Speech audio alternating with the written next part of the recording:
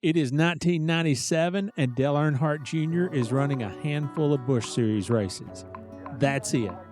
Nothing else is promised, and he surely isn't expecting anything more. He qualifies second at Bristol and leads a 22-lap stretch early in the race, but he fades to a 22nd place finish 3 laps down. At the end of the season, he has 9 career starts in the Busch Series, a single top 10 finish, a 7th at Michigan, and he's ended a race on the lead lap just twice. At some point, Dale Jr. walks into the Busch Series shop at Dale Earnhardt Incorporated, not quite sure what he is going to do with the rest of his life. He walks out on a path that would one day lead to the NASCAR Hall of Fame. I walked in there to borrow something or ask Tony Jr., Tony Sr. something to do with nothing. And walked in there, and my name was on the roof of one of the cars. And they knew I was coming for whatever reason. I told them or called them about something. And I walked in there, and I saw that name on there, and they was smiling from ear to ear, and because they get this sort of look on their face like they're pulling one over on you, or they're getting. That's the way them Tony Jr. and Tony Sr. are. Is like they love messing with people, and I felt like they were messing with me. I was like, man, y'all better not. Why is that name on there? Whose idea was it to pull this prank? Yeah, this is dirt low. I mean, this is. I bet that's what you said. I was sure it was a joke. My initial reaction right out of the gate was like, man, this is messed up. And I almost wanted to cry because I'm thinking my career's over with, and here they going to play a joke on me, and I ain't got no direction. I don't know what I'm going to do for a living. And they were like, no, man, you're going to drive it. I was like, what? I was like, why come Daddy didn't tell me this? Like, where's this cool conversation that me and Dad could have had about all this? That was a good question.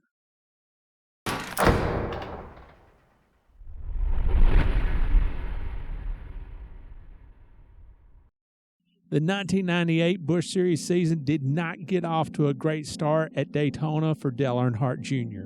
He qualified third for the first restrictor plate race of his career, but he had also left a lot on the table.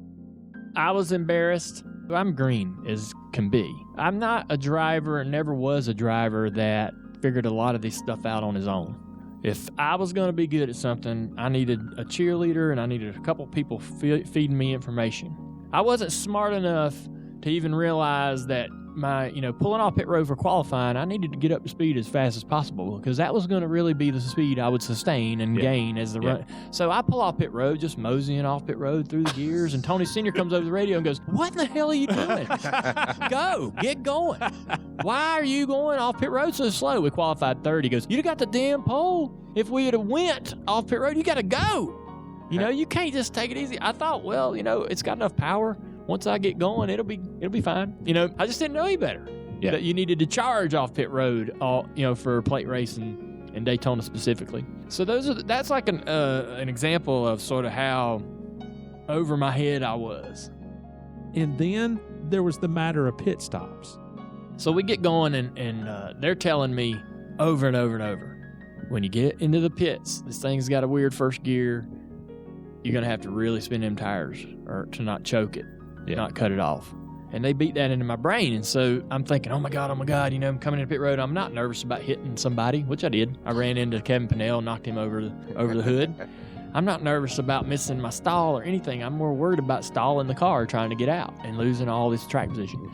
And so when I went to take off, I dropped the clutch and broke the yoke off the rear end housing. And I had to go behind the wall and fix it. So I'm embarrassed, I'm ashamed, and think, this is my fault. They put the car back together and they're like, go back out there and just get some experience. The decision to return to competition turned out to be an expensive one. Buckshot Jones went into draft behind Trickle and turned left and hit me in the quarter panel, which turned me into Trickle and spun us out. And, it all happened. I'm like, I don't know how that happened. Here I am going backwards and flipping and carrying on. And then I banged my head on the door top, bent the door top down, and helmet bashed into it, and because when it came down on the left front, I just went into the door, and so I got dizzy at the interview afterwards, and we laughed it off. We thought, oh, man, wow, I'm dizzy.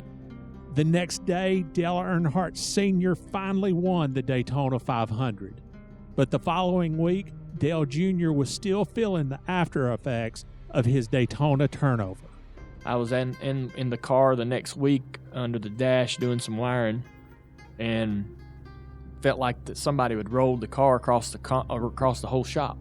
Felt like the car just took off rolling, like somebody grabbed it and was pushing it because we had it on casters.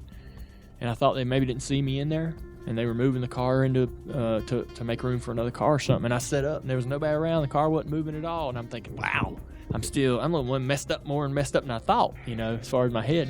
And but next weekend, I didn't think nothing of it. At Las Vegas, for the first time in his Busch Series career, Dale was in the mix at the end of the race. He was running second, and the leader, Jimmy Spencer. You go to Las Vegas, and I'm watching from the press box, and on that last lap, you're all over Jimmy Spencer. Yeah. Man, I wanted you to give him a shot. I wanted to, too. If I'd have known any better, I would have. I didn't know how to do that. So I got to Jimmy, and I wasn't experienced enough to know even how to move him out of the way, if that makes any sense. And I thought I gave him enough pressure that would have moved me out of the way, but it didn't bother Jimmy. And I also didn't know, which I learned years later, I didn't know how big a moment that was. I wasn't sitting there going, man, I can't wait till my first win. I'm sitting there running second going, I can't believe I'm running second. You know what I mean? That was another thing too, and that I think is different about me than is a lot of drivers, is I was sitting there freaking out that I was even running good, because I'd gotten in the car. We had the trouble at Daytona. I'd had such a difficult sort of struggle to find success and consistency beyond, before that with all the other racing I ever did. Here I am, like running second, thinking, oh my God, how did I get here? How do I belong here? Or I was just overwhelmed with doing good.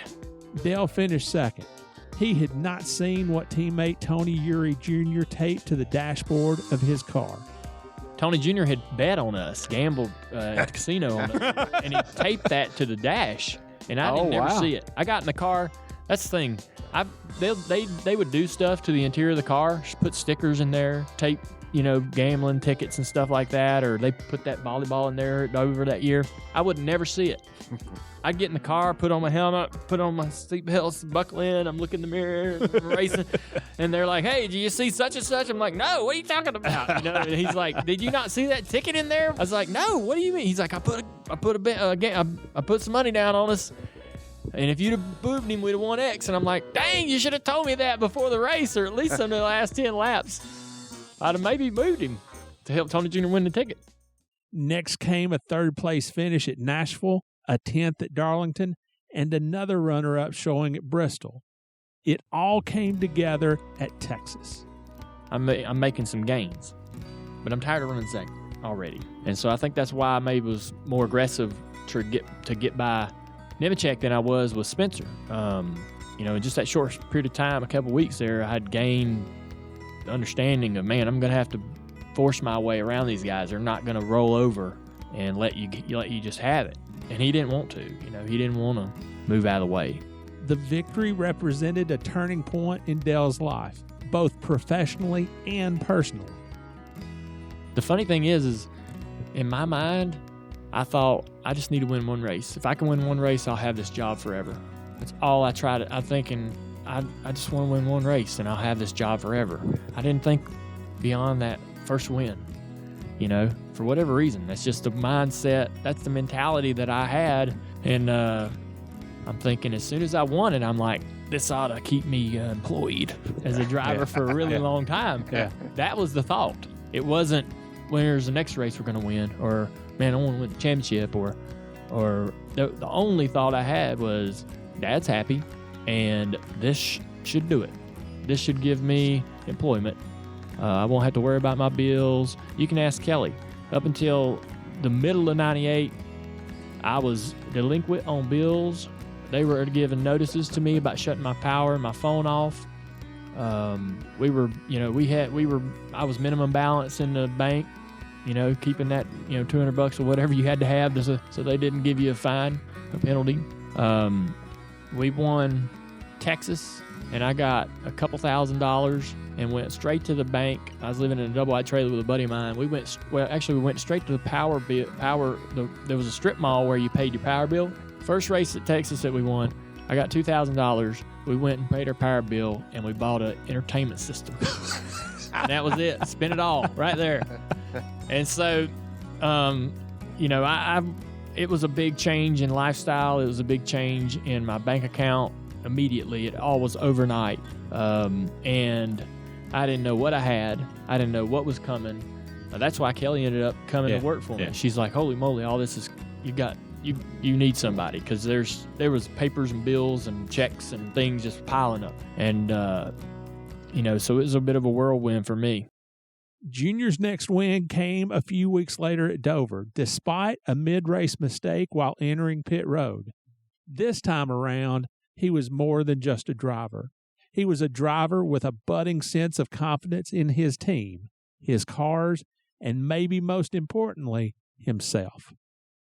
I made that mistake coming on the pit road at Dover, and it's hard entry, hard pit. Everybody sort of makes a mistake there at some point in their career, and I was racing Bobby Hillin all day long for that race. He was a strong car there running the top. I couldn't figure out how to run the top with him, so I had to try to figure out how to pass him on the bottom, and that was kind of tough. Because I'd watched him all my life in the 80s growing up as a kid, so it was pretty cool to race him for most of the majority of that day. Another tough racetrack. Dover's intimidating, but when you check that box and go to that Dover, that Bristol, that those tracks like Darlington, running second to Trickle at Darlington, things like that, when you go to those places and you get a reasonable result, it makes you proud. It makes you feel like, man, I might be able to make a living doing this. This ain't just a flash in the pan here. This could be something long term. There were still stumbles along the way. At Pikes Peak, Dale wound up in the wall after contact from Tony Stewart. That's part one of the story. Part two was an all-out fistfight in the Big Blue Truck, NASCAR's hauler, which the sanctioning body used as its garage area office. Me and Tony Sr. at the bottom of the steps. You don't go into the lounge until they tell you to. That's where the officials are. That's where Helton or whoever's going to be up in there. They'll tell you when to come into that lounge. You don't go up in there and sit down. So we're standing at the bottom of the steps. We're the first ones for this meeting, apparently. The officials are still coming down from the press box. Tony Stewart comes in there. And he walks in, and he kind of is like, man, this is not a big deal. He's not happy. I'm not happy. Tony Sr.'s not happy. But Tony Stewart came in with like, we're going to maybe, the look on his face like, we might work this out. And then about 5 feet behind him, his crew chief came in, and I can't remember the guy's name. Brian. Frazier. Yeah. He come in, and when the door cracked, I could hear him talking. And he was saying things like riding his daddy's coattail. Oh, boom. Yeah. He was saying things like spoiled brat. Oh, my gosh. Silver spoon, handed everything. Oh. And as he's walking that aisle toward me, he's saying it. And so Tony Stewart and me are sort of standing face to face. Yeah. He's facing me. I went over the top of Tony Stewart and grabbed Frazier by the shirt. And Frazier backed up, and Tony Stewart sort of was pushing me away. And I ripped Frazier's shirt off. And I swung at him with my right hand to pop him. And as we were backing away, I missed. I didn't have the length. And you hit John Darby. No. And then Tony Sr. jumped in. Oh. Now it's a ball game. Yeah. But I'm trying to hit Frazier. And Tony Sr. and Tony Jr. just kind of grabbing to sort of break up or pull or holler. Everybody's hollering. But I wanted to hit. I mean, if I saw Brian Frazier today, I wouldn't have a problem. I could talk to him and laugh about it. But in that moment, all I wanted to do was hit that man in the face as many times as I could. And Tony Stewart wasn't even in the back of my mind. Yeah. I had no problem with Tony. We raced on the track. I pushed him a lot. I ran into him about 15 times in that race, and he finally popped me on a restart and shoved me into the wall in turn 1 and 2. That's racing. You know, I wasn't happy about it. You don't never get out of the car and go, oh, no big deal. But I didn't like what that. I wasn't running my mouth to Tony, and Tony running his mouth to me. The only person that was running his mouth was this Frazier guy, and I had never met the man. I didn't know him from Adam, and he didn't know me. And so it just really set me off. So, and plus he was my size, maybe a little smaller. He wasn't as big as Tony, I know that. A July win at California Speedway put Dale atop the Busch Series point standings for good, and then wins at Indianapolis Raceway Park, Richmond, and Gateway outside St. Louis helped him pull away from the field. All Dale needed to do in the season finale at Homestead was take the green flag, and the championship would be his. He had said going into the event that it would all sink in once I see the look in my daddy's eyes next week. The engine in Dale Jr.'s car lasted just 89 laps, and he was the first car out of the race at Homestead. It didn't matter because Dale got to see the look in his daddy's eyes. All my life, he has looked at me like, when's this kid going to figure it out? When's this kid going to show me something, or, you know, quit disappointing me, or whatever it is, you know? And I guess as a father, you just want your kids to be excellent, and you want them to excel, and you want them to show initiative and drive and determination. And I maybe wasn't showing him what he was looking for. And obviously, I wasn't getting a lot of the results that I was hoping to get in the car up until 1998. And he was not the kind of person that would say, I love you a lot. He wasn't the kind of person that would give you a hug or put his arm around you. I mean, he put his arm around you, but more in a buddy kind of way. And when you failed, or when you were hurt or disappointed or got rejected by someone, he didn't have a lot of time for that. Yeah. You know, and he knew you were going to get over it. He knew you were going to be fine. And he was sort of tough love, and he was who he was. You know, the person you know is who he was at home. He wasn't any different. And so I think that I was just excited to finally, I knew, you know, if we start this race, win the championship, I knew there would be a point where I was going to see him later that day, and I was going to probably see something new.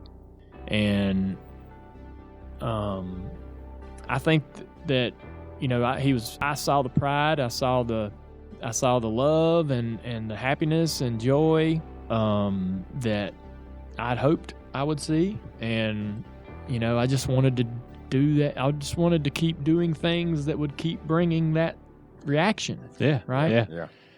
I was happy in the moment. We had fun in Victory Lane, and I just was like, all right, I got to keep doing this. I got to keep, you know, making him happy and making him glad that he made these decisions, you know, to involve me in this, which wasn't a pressure type of deal. It wasn't like, oh, I got a lot of pressure on me to do this. I was just anxious to, what's the next thing that me and Tony Sr. and Tony Jr. and all of us can do together to make Dad happy. And so, but it was awesome. I mean, just being able to, I was doing something that I knew he had done a lot. You know, we were celebrating wins, we were celebrating a championship, and we were riding in the back of that truck at Homestead, and all those little moments. I've been with him in those moments when he was doing that. It was his own career. I've celebrated championships and wins in Victory Circle, and being able to be in that moment with him when the win was about, I was the driver. When I was with him before all those years, he was the center of the universe. Dale's crowning achievement in 1998 was not accepting the championship trophy or the check that came with it. Instead, it came at the season-ending banquet. You know, when I was at the banquet in 98, I got video, my favorite part's video of him watching me speak. Huh. That's my favorite part of that whole experience, was looking down there and watching him watch me on that stage. So, because, I mean, it's just incredible because he was so hard to please. You know what I mean? Yeah. God, he was hard to please. My name is Rick Houston, and I hope you've enjoyed this production from the Scene Vault. Be sure to give us a like and hit that subscribe button.